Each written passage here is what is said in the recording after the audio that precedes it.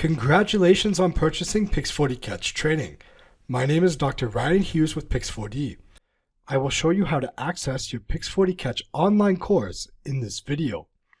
Once your enrollment is confirmed and communicated to Pix4D, you will receive an email from Pix4D training with instructions on how to access the online course.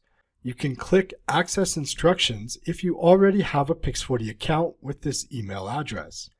If you do not already have a Pix4D account for this email address, you will need to create one to access the online course.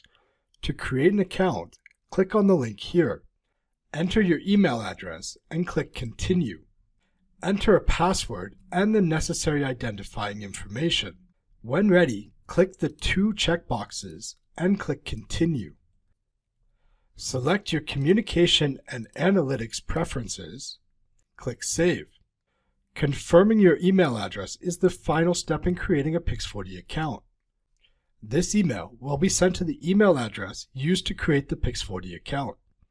Return to your email inbox, open the confirmation email from Pix4D, and click Confirm. Now that you have created your Pix4D account, click Continue to log into Pix4D and open Pix4D Cloud. Return to the initial email from Pix4D training.